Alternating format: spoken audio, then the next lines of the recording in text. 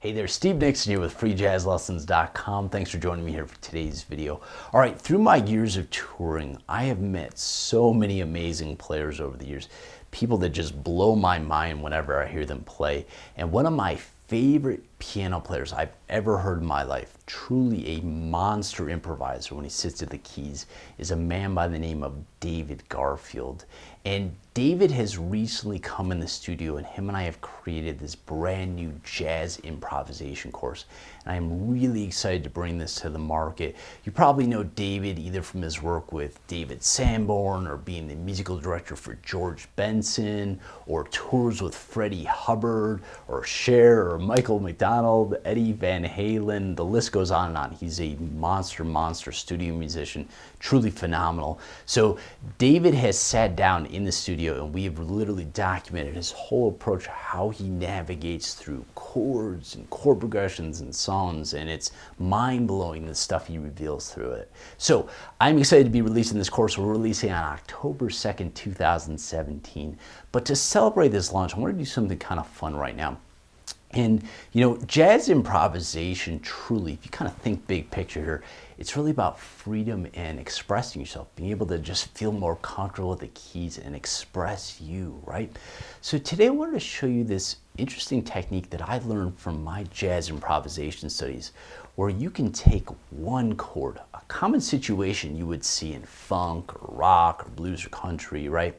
Just one chord, and make a ton of music, create all kinds of interesting patterns just using one chord. And this is really just taken from my jazz studies, and you're going to hear it, and it's going to sound really cool, and I think you're going to enjoy learning it. All right, enough introduction. Let's head over to the piano and get started learning. Thanks. All right, welcome to the piano. So what we're going to do now is we're going to take a look at a dominant chord, which is one of the most, if not the most common chord that you're going to find in contemporary music, right? It's in classical, rock, jazz, country. Okay, so basic C7 chord, right? C, E, G, B flat, right? Well, one of the most basic scales that people will play on top of this chord is the C Mixolydian scale, okay? And this is just nothing but a C major scale. Everybody knows that one, but we're gonna flat the seventh, and that's because there's a flat seventh in that chord. So, you know, a lot of people, what they'll do is they'll just make these little melodies, just kind of running up and down the scale, and you know, it's okay. You know, it's kind of limited, but you know, it's pleasant sounding. So maybe it sounds something like this.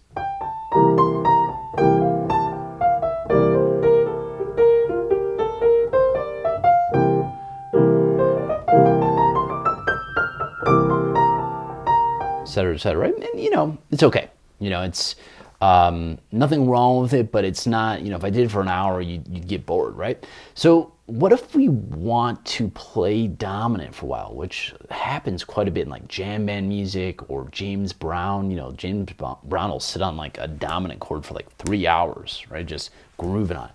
How do we make it more interesting? Well, here's one of the first things you can do, and this is really exciting, okay? You can find little chords inside each scale, additional chords.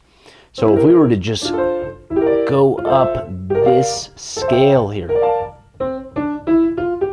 I'm just building a chord off of each one. You see that there's all these additional chords inside the scale itself.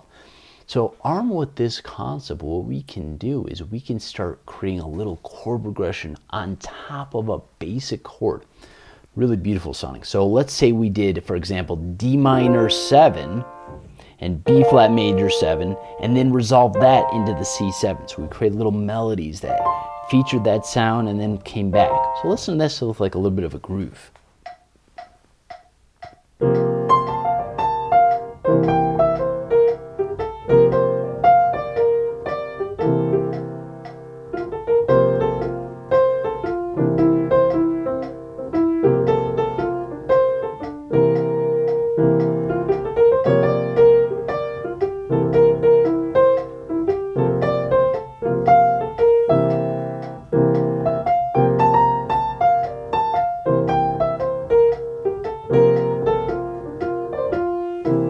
So it's much more interesting sounding, right? Just playing these chords on top, and all I'm doing is really just basic C7 in the left hand. So the powerful thing about finding these little shapes and arpeggios and patterns inside each scale is that it really frees you up to paint on top of the basic sort of vanilla chord changes you'll find in any music. You can do this in jazz. One of the beautiful parts about jazz is, since there's so many different chords and chord progressions, you just paint in so many different ways on top of those chords, creating really amazing sounds and textures. And the good news is, actually, we show you inside the new Jazz Improvisation Super System how to find all the textures, all the chords, the different concepts, the different ways of connecting sounds, and show you in some of the greatest jazz standards in the whole world, okay? So we're excited to be showing you this program. It's coming out real soon, but in the meantime, start exploring this Mixolydian sound. You can apply this, again, these patterns to any scale and any chord, okay? Armed with the right knowledge, you are unstoppable at the piano. All right, thanks for watching. I will see you at Freejazzlessons.com. Watch for new tutorials and samples coming out in the very near future. We look forward to sharing music with you again soon.